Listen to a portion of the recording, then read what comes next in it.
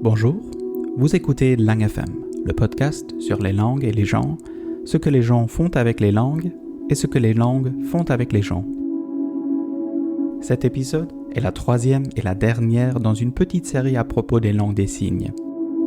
J'ai commencé en Écosse avec les professeurs Jemina Napier et Graham Turner et l'histoire de la British Sign Language Scotland Act. Après, j'ai rencontré Laura Schwengber en Allemagne, où elle invite les sourds de vivre à la musique que normalement ils ne peuvent pas entendre. Et bien voilà, maintenant, on conclut la série en France avec Stéphane Barrère, qui nous parle de son parcours personnel et de la vie d'hier et d'aujourd'hui des sourds en France. Bonne écoute!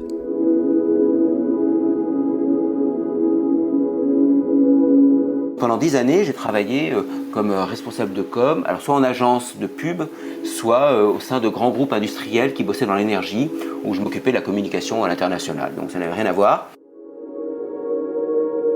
Puis au bout d'une dizaine d'années, pour des raisons à la fois professionnelles et personnelles, je me suis arrêté. J'ai pu faire une pause dans ma vie professionnelle de 2 ans.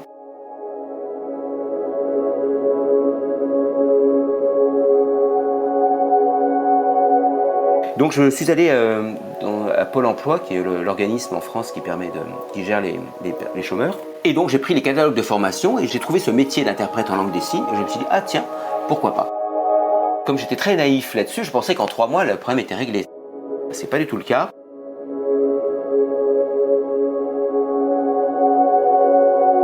Comme j'ai un blog où je traite de la langue des signes et de l'interprétation, je suis très souvent contacté par des personnes qui veulent devenir interprètes en langue des signes, qui me demandent comment faire. Moi, j'encourage les gens à le faire, je trouve que c'est un métier merveilleux, mais ça ne se fait pas en un claquement de doigts.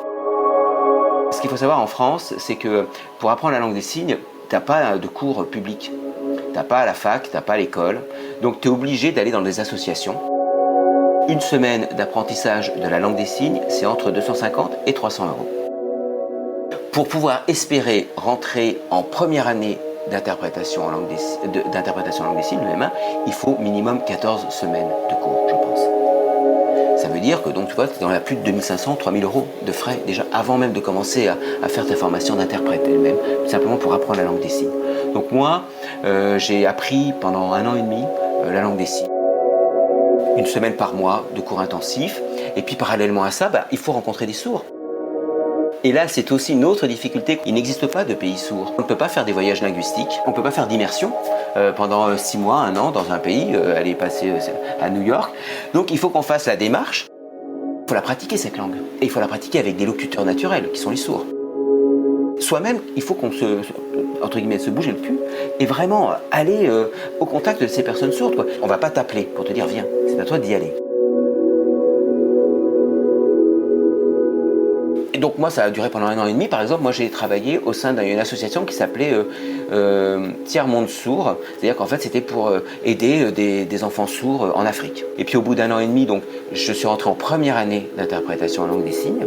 Au bout de cette première année d'interprétation en langue des signes, j'ai fait une pause d'1 an où j'ai recommencé à bouffer, vraiment littéralement de la langue des signes pour vraiment m'en imprégner.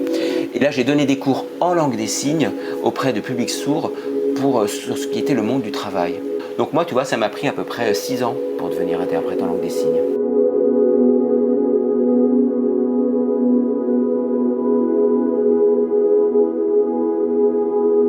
C'est amusant d'ailleurs parce que je me rappelle que de temps en temps, il y a des enfants sourds ou même des jeunes adultes qui me demandent à moi, enfin ils me voient signer et qui me disent « Ah, t'es sourd ?» Et je dis « Ben non, je ne suis pas sourd, je suis interprète, donc je ne peux pas être sourd si je suis interprète. » Et en fait, parce que pour eux, comme je te disais, la surdité, c'est pas ne pas entendre, la surdité, c'est de signer.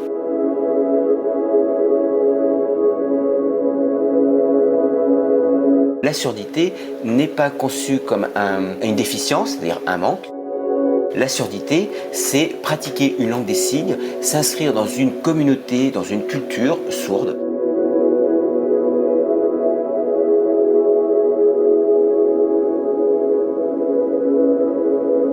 Pour reprendre les terminologies, on va parler pour des personnes donc sourdes, ce sont des personnes qui n'entendent pas. Alors il y a des personnes qui sont nées sourdes, il y a des personnes qui sont devenues sourdes, il y a des personnes qui sont malentendantes en fonction du degré de surdité, etc.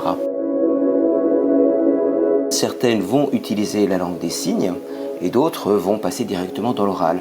C'est pour ça que par exemple la terminologie qu'on utilisait beaucoup au XIXe siècle, où on parlait de sourd-muet, elle a perduré, mais elle est assez mal acceptée aujourd'hui au sein de la communauté sourde parce qu'elle renvoie d'abord à un passé et surtout elle n'est pas vraie.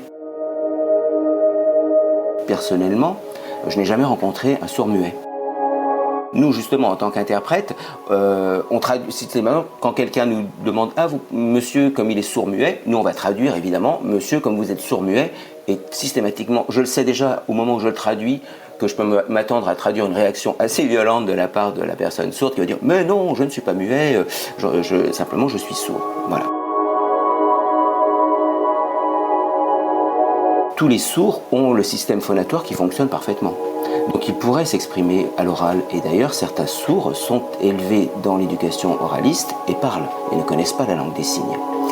La seule chose, c'est que ces personnes sourdes, n'entendant pas leur voix, ne peuvent pas la contrôler. Et donc pour beaucoup, ils savent que ça a fait une voix bizarre, qu'on va se moquer d'eux. Donc c'est pour ça qu'ils ne préfèrent pas l'utiliser. À côté de ça, donc, il y a les entendants. Ce sont des personnes comme toi, comme moi, qui entendons plus ou moins bien. En France, il y a à peu près 10% de la population qui a un problème avec l'audition. Mais dans ces 10%, évidemment, il y a toutes les personnes âgées qui sont devenues sourdes. Il y a aussi d'autres personnes qui peuvent être amenées à utiliser la langue des signes. Ce sont effectivement des personnes qui, par exemple, n'ont pas l'utilisation du langage. C'est par exemple les aphasiques, des personnes qui ont eu des traumatismes, des accidents de la route. On parle aussi pour des enfants qui sont par exemple autistes. On essaie de passer via la langue des signes pour essayer d'établir une communication avec eux.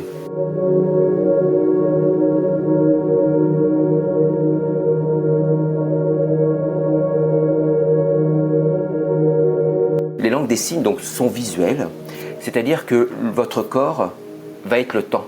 Donc ce qui se passe derrière toi, c'est le passé. Ce qui se passe à ton niveau, c'est le présent. Et ce qui va se passer devant toi, c'est le futur, par exemple. Et ça, dans toutes les langues des signes, c'est universel.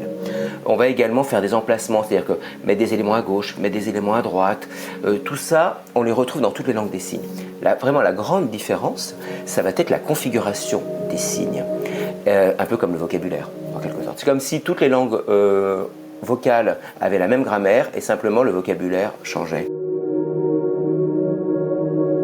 Comme on est comme une sorte de radio, je ne peux pas te faire des démonstrations de signes, mais par exemple, pour dire bonjour en langue des signes française, c'est la main à plat qui s'éloigne de la bouche. Pour dire bonjour en langue des signes chinoise, ce sont les deux index qui vont se faire face à face et qui vont se baisser. Et en fait, ça reprend un peu la position de la personne qui se baisse pour saluer. Et donc ça va très vite coller entre une personne sourde, par exemple, qui pratiquerait la langue des signes espagnole, et une personne sourde qui pratiquerait la langue des signes japonaise, par exemple. En une journée, ils arrivent à peu près à communiquer.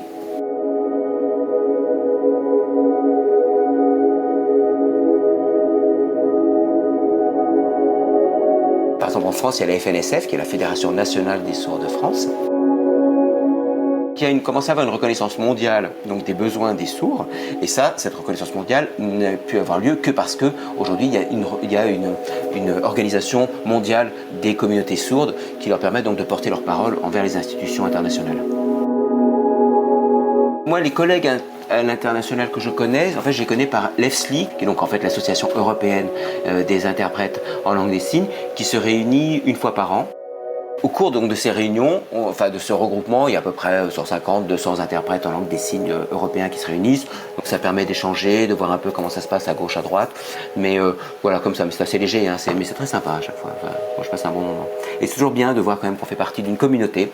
On a quand même toujours les mêmes problématiques, que ce soit la reconnaissance du métier lui-même, sa protection, et puis la communauté sourde.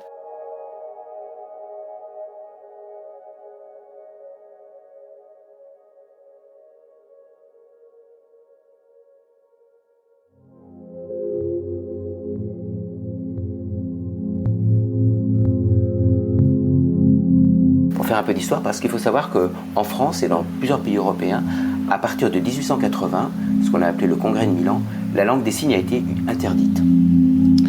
C'est-à-dire qu'on a décidé que comme 250 chercheurs se sont réunis à Milan et ont dit non, il ne faut plus que les sourds pratiquent la langue des signes, il faut qu'on les amène à la parole. Parce qu'on était à ce moment-là au 19e siècle, c'était la révolution industrielle, il y avait une idée de progrès et on était extrêmement confiant dans l'avenir, et l'avenir ne pouvait passer que par la parole. Le signe, non, enfin, ça ramenait à nos ancêtres, aux singes, au passé, c'était pas possible. Donc on a interdit la langue des signes, et cette interdiction a couru en France jusque dans les années 70. C'est-à-dire qu'on attachait les mains aux enfants, on les obligeait à oraliser, et simplement, c'était dans leur petit groupe, en famille, ou dans la cour de l'école au fond, derrière l'arbre, qui pouvaient effectivement pratiquer cette langue des signes. Donc pendant 100 ans, la langue des signes n'a plus du tout eu cours en France. Et c'est à partir des années 70 qu'on a commencé à lever cette interdiction avec ce qu'on a appelé le réveil sourd de 1975 à peu près, où là la communauté sourde française, après avoir vu ce qui se passait aux États-Unis, dit c'est pas possible, nous on doit également revendiquer et demander des droits, et notre droit c'est d'abord d'avoir le droit d'utiliser cette langue des signes qui est notre langue.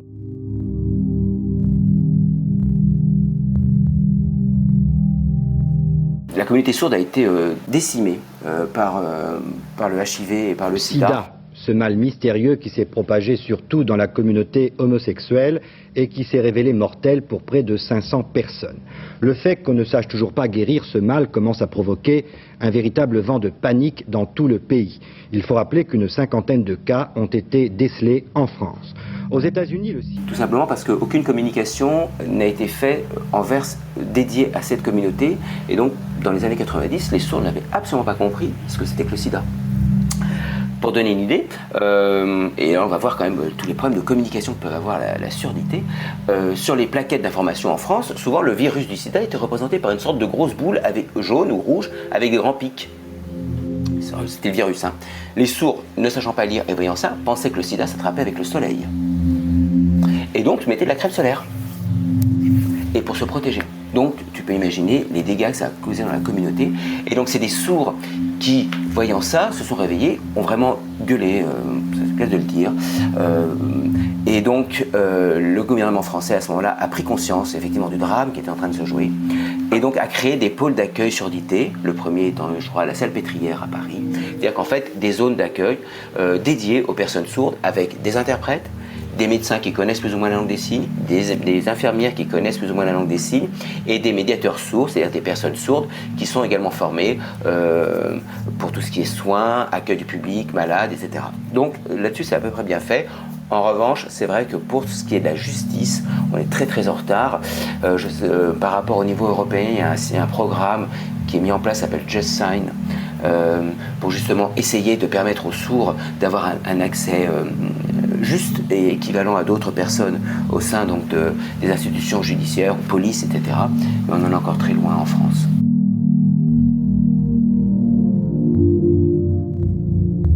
En France, on a vraiment un gros déficit au niveau de l'accessibilité je dirais des médias en général. Donc, comme je disais, les sourds ayant un problème avec le français écrit, pas tous, mais une grande majorité quand même, ne lisent pas ou peu la presse, évidemment.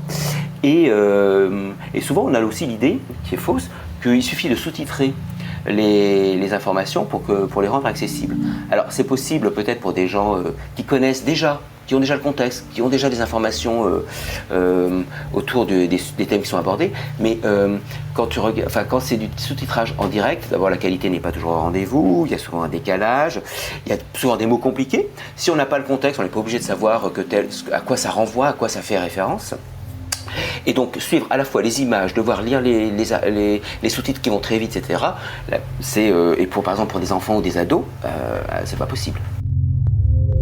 Et jusqu'à présent, les grands événements français ne sont pas ou peu traduits en direct par des interprètes en langue des signes. Alors, il y a eu dans les années 80, assez rapidement, sur la deuxième chaîne du service public, la mise en place d'un journal télévisé qui était traduit en langue des signes, mais ce journal télévisé, il est diffusé à 6h30 du matin. Ce qui est parfois un peu tôt, surtout pour des enfants. Et il y en a une deuxième version à 9h, mais il dure 5 minutes, tu vois, donc c'était vraiment peanuts. Après, par la suite, avec l'arrivée des chaînes d'information en continu, le CSA, qui est l'organisme qui chapeaute un peu l'audiovisuel français, a imposé la présence d'interprètes en langue des signes sur un journal par chaîne et par jour. Chez nos collègues belges, je crois que c'est le journal de 18h ou de 19h, je crois, il est traduit en langue des signes tous les jours, plus ou moins, et c'est un journal qui dure une demi-heure quand même. Il suffit de prendre exemple avec les États-Unis. Enfin, à New York, quand il y a le moindre tempête qui commence à arriver, qui vont fermer les jardins, et que le maire fait une intervention ou une allocution pour mettre en garde ses citoyens, il y a un interprète en langue des signes qui est à côté du maire qui traduit. En France, donc, quand il y a eu les événements dramatiques en 2015, aussi bien la tuerie de ce qu'on appelait la tuerie de Charlie Hebdo au mois de janvier, puis ensuite les attentats contre le Bataclan, le Stade de France et les bars dans le 11e arrondissement au mois de novembre. La première attaque a eu lieu dans la salle de spectacle du Bataclan, dans le 11e arrondissement de Paris. Une fusillade a éclaté, bilan provisoire 15 morts. Une prise d'otage est en cours, les hommes du raid sont en action. Deuxième attaque aux portes du Stade de France à Saint-Denis. Il y avait des images horribles à la télévision qui passaient. Il y avait des prises de parole par les politiques, par le président de la République, le Premier ministre, le ministre de l'Intérieur. Aucune de ces prises de parole n'a été traduite en langue des signes. Pour les personnes sourdes, il y avait une sorte de décalage complet par rapport à la réalité. Ils ne comprenaient. Ils voyaient juste ces images qui défilaient, sans contexte, sans explication. Ils ne comprenaient rien. Quand il y a eu la tuerie dans le supermarché Cacher suite ça c'est au mois de janvier, cette tuerie a eu lieu le vendredi. Et le lundi, moi j'étais dans un institut de jeunes sourds en région parisienne, et BFM TV, qui est une des chaînes d'information en continu, repassait des images de ces événements-là. Et les enfants sourds avec qui j'étais étaient paniqués parce qu'ils pensaient que ça recommençait et qu'il y avait encore une nouvelle tuerie dans un nouveau supermarché.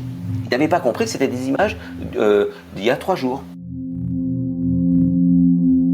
Alors, ce qui est intéressant, c'est qu'il y a des sourds qui ont pris conscience des carences des services publics et du gouvernement, et donc qui ont pris en charge eux-mêmes l'accessibilité de ces informations, et donc ont créé une sorte de chaîne éphémère sur Facebook. Ils ont créé une page. Ils ont fait appel à des interprètes, j'en ai fait partie, et d'autres de mes collègues également, où on traduisait des extraits du journal télévisé. Alors, c'était en léger différé, mais où on donnait il y avait des personnes sourdes qui directement, il y avait un journal en langue des signes. Enfin, ils ont essayé de recontextualiser et de redonner du sens et tout simplement d'informer directement en langue des signes la communauté pour qu'elle soit un peu au courant de ce qui se passait.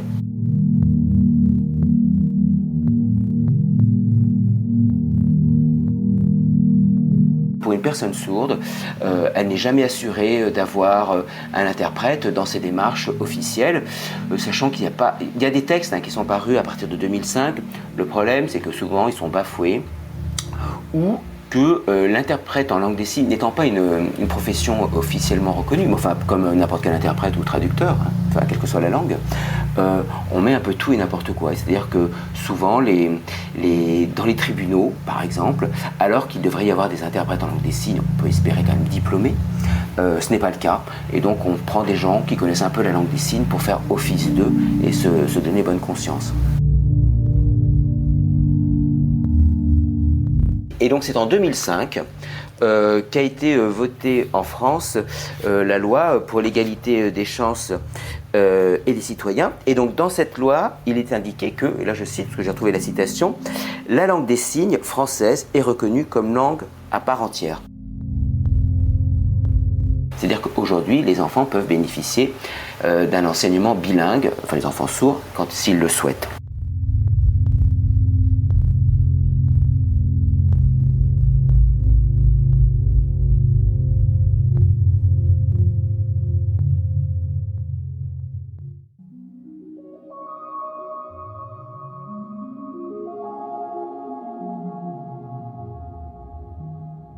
Les nouvelles technologies, elles ont eu un double effet.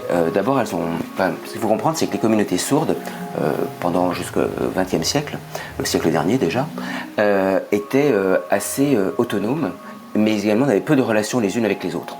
Tout simplement parce qu'elles ne pouvaient pas utiliser le téléphone. Il faut savoir que les personnes sourdes, généralement, ont eu un rapport très difficile avec l'écrit, puisque la langue, on va dire, majoritaire dans le pays dans lequel ils vivent, est une langue à la fois orale et écrite, et que pour eux, apprendre par exemple le français écrit ou l'allemand écrit, c'est comme apprendre une langue étrangère. Et les cours étant généralement peu adaptés à ces personnes sourdes, ils sont en échec scolaire, notamment sur l'écriture. pas de téléphone possible à l'époque, hein, pas d'envoi de courrier, de lettres, de cartes postales, donc ils vivaient un peu de façon autonome, chacun dans son clan. L'arrivée de nouvelles technologies, ça a été d'abord en France le Minitel. En se lançant dans l'aventure télématique, la Direction générale des télécommunications vient d'engager un incroyable pari. Un de ces paris dont on ne peut mesurer encore les conséquences. Faire de l'information une des matières premières de notre avenir. Branchez votre téléphone ici. Le résultat, c'est la distribution massive et gratuite d'un petit terminal, le Minitel. Quand on le regarde, le Minitel n'a l'air de rien, c'est juste un clavier et un écran noir et blanc. Et pourtant, grâce à lui et par l'intermédiaire de votre téléphone... qui a été pour les sourds une sorte de permis de désenclaver, surtout des sourds solitaires, et de pouvoir communiquer à distance les uns avec les autres. Et le deuxième étape, ça a été alors l'arrivée d'Internet avec les technologies qui s'y rapportent, comme les webcams, comme les mails, et puis évidemment les téléphones portables, pareil, webcam, SMS, etc. Alors ça a eu un double effet. D'abord, ça a permis de désenclaver certaines communautés sourdes. Ça a aussi aujourd'hui une tendance à uniformiser la langue des signes sur tout le territoire. Parce qu'auparavant, donc, il y avait effectivement, comme je te disais, alors non seulement il y avait des langues par pays, mais il y avait même des spécificités régionales. C'est-à-dire qu'à Grenoble, le signe pour dire rendez-vous n'est pas le même qu'à Paris. Juste sur les nouvelles technologies, ça a permis donc aux sourds de beaucoup mieux communiquer. Aujourd'hui, utiliser FaceTime, ils peuvent comme ça passer des coups de fil en vidéo. Et puis également développer de nouvelles technologies. Aujourd'hui, on en parle beaucoup en France, mais c'est déjà dans d'autres pays comme les États-Unis, ça fait déjà plus de 10 ans que ça est en place, qui sont les centres relais. C'est-à-dire que vous avez des interprètes sur une plateforme téléphonique et la personne sourde appelle en visio. L'interprète réceptionne la visio et lui passe un coup de fil à la voix à la personne qui est demandée. Par exemple, si un sourd, je ne sais pas, veut prendre un rendez-vous chez le médecin, il téléphone par ce système, donc l'interprète traduit directement, l'interprète à distance, bien sûr, traduit sur sa plateforme téléphonique au médecin et réciproquement. Donc en fait, il y a juste une sorte d'intermédiaire, mais à distance. Voilà, donc ça permet de désenclaver les sourds et de mieux, plus ou moins, les intégrer à la société. Donc effectivement, les nouvelles technologies ont quand même eu un avantage certain pour la communauté sourde et pour l'interprétation générale.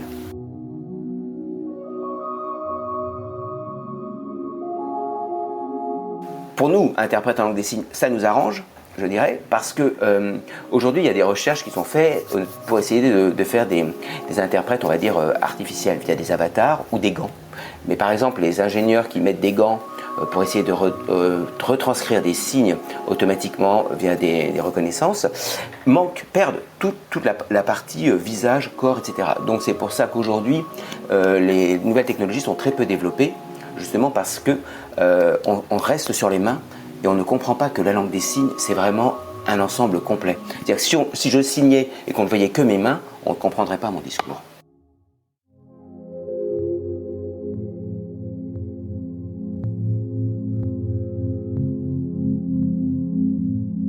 L'enfant qui naît, immédiatement on lui met un implant cochléaire, et on va le mettre dans la parole, un peu comme ça s'est fait au siècle dernier.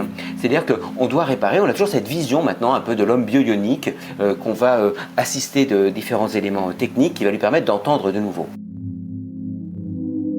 Les implants cochléaires, c'est en fait, on va remplacer le nerf auditif par une sonde, et ensuite ça va permettre plus ou moins de devenir malentendant. Pas entendant, c'est-à-dire qu'un sourd deviendra malentendant, il ne deviendra certainement pas entendant. 80% des enfants sourds naissent dans des familles d'entendants. Donc une famille d'entendants qui a un enfant qui n'entend pas, avec lequel il ne peut pas communiquer, c'est un choc énorme. La communication, la parole entre un enfant et son père et sa mère, c'est la base de la relation filiale. Si ça n'a pas lieu, les parents sont désemparés, vont se tourner vers le corps médical et qui va dire « mais vous inquiétez pas, on va le réparer, on va le faire entendre ». On entend un peu tout et n'importe quoi au niveau de ces réparations, et ça marche plus ou moins bien, je ne dis pas que ça ne marche pas, simplement il est dommage que parallèlement à cette réparation, entre guillemets, terme que je n'aime pas, on ne propose pas cette langue des signes, qui est quand même la langue sur laquelle ils vont pouvoir se construire, ils vont pouvoir construire leur identité, et surtout par la suite apprendre d'autres langues. Si tu n'as pas une langue première sur laquelle tu peux te baser pour construire les concepts, les idées, comprendre et conceptualiser le monde dans lequel tu vis, après tu ne peux pas apprendre d'autres langues. Et le problème en France qu'on a aujourd'hui, c'est qu'il y a un rejet de la langue des signes comme langue d'enseignement, ce qui fait que les enfants sont appareillés, on va les forcer directement à apprendre le français oral, et il y en a beaucoup qui sont en échec là-dessus. Et surtout, ça veut dire que toute cette communauté sourde, signeur, avec sa culture et avec cette langue, elle est quand même mise en danger par ces nouvelles technologies. Je ne dis pas que les nouvelles technologies ne sont pas bonnes, je dis simplement que il devrait y avoir les deux en parallèle, et aujourd'hui il n'y a pas les deux en parallèle. Et c'est d'autant plus surprenant que parallèlement à ça, en France, il y a une sorte d'amour pour la langue des signes, mais par les entendants. Par exemple, ça s'est vu à travers La Famille Bélier, qui est un film donc, qui a eu un succès fou. Et qu'est-ce qu'elle a, la dame? Ça s'appelle La division du travail. Elle sourit et je parle. Amusant. Bah, une famille. Mais qui est sur un plan linguistique, langue des signes, nul, puisque les acteurs sourds étaient joués par des entendants, à qui on a donné une semaine de langue des signes, et les sourds en France étaient furax, parce qu'ils disaient mais il y a des acteurs sourds qui auraient pu très bien remplir cette fonction, pourquoi ne leur a pas avoir donné ce rôle? Les entendants qui signent très mal, on voit qu'ils ne sont pas sourds, on voit que ce n'est pas leur langue, tu vois. Il y a quand même en même temps un engouement pour la langue des signes, mais par les entendants. Parallèlement à ça, pour les sourds qui auraient vraiment besoin de cette langue des signes, en revanche, on leur refuse cet enseignement.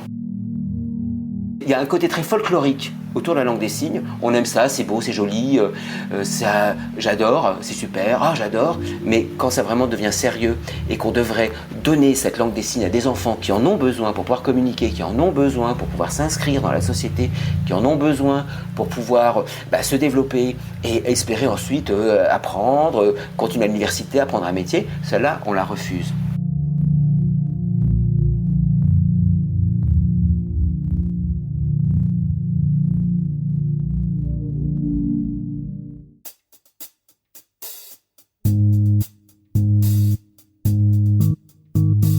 Pour la langue des signes, ce serait tout simplement... Alors, elle a eu sa reconnaissance.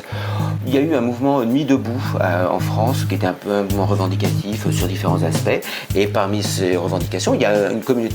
Certains sourds sont allés également place de la République à Paris, et puis dans d'autres places en France, pour porter leurs revendications. Et leur revendication première, c'était que si on mettait en place une 6e République avec une nouvelle constitution, la langue des signes soit inscrite comme langue de la République au même titre que le français.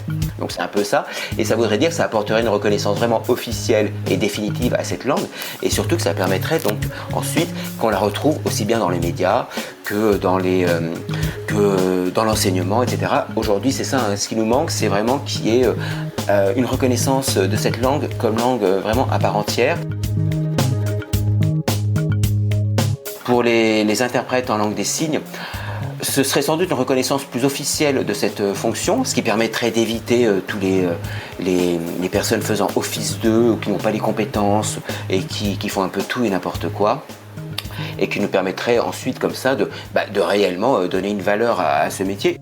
Au sein de l'association des interprètes en langue des signes, il y a vraiment un travail qui est fait pour justement la reconnaissance de ce métier. En France, là, il y a une belle loi pour une république numérique, dans lequel donc sont créés des centres relais téléphoniques. Et grâce à l'action de l'association des interprètes en langue des signes et d'autres associations, bien sûr, il est inscrit que les interprètes qui interviendront dans les centres relais téléphoniques devront être diplômés. Et je pense que ça, c'est un grand pas pour la reconnaissance de notre profession. Et puis le deuxième point, c'est justement penser systématiquement à faire venir des interprètes en langue des signes. Là, s'ouvrent les campagnes électorales pour les élections, d'abord les primaires pour le choix des candidats, puis ensuite pour les élections présidentielles. Penser systématiquement à mettre des interprètes en langue des signes pendant les interventions. Aujourd'hui, c'est pas toujours le cas. Les interprètes sont là, ils sont compétents. Il n'y a pas de... Nous, on est là, on est prêts. On est essentiellement financé par les budgets handicap. Il faudrait qu'on arrive un peu à changer et qu'on soit vraiment financé par peut-être d'autres budgets. Mais les interprètes sont là, ils ont les compétences, on n'a plus qu'à penser à faire appel à eux. Et faire comprendre que Faire venir un interprète en langue des signes, c'est pas dévalorisant. Au contraire, c'est penser qu'il y a une communauté. C'est surtout ça, un cercle vertueux, parce que si on leur donne une formation en langue des signes qu'ils peuvent s'approprier, si effectivement on les inclut mieux dans la société à travers les informations, à travers, je ne sais pas, les meetings politiques, etc., ce sont des personnes qui vont progresser au sein de la société, qui vont pouvoir faire des études et qui eux-mêmes ensuite vont pouvoir occuper des postes, qui pourront transmettre directement eux-mêmes en langue des signes, former d'autres personnes en langue des signes. Enfin, tu vois, on rentre dans un cercle vertueux et là, il y a une meilleure intégration des sourds et des entendants au sein de la même société.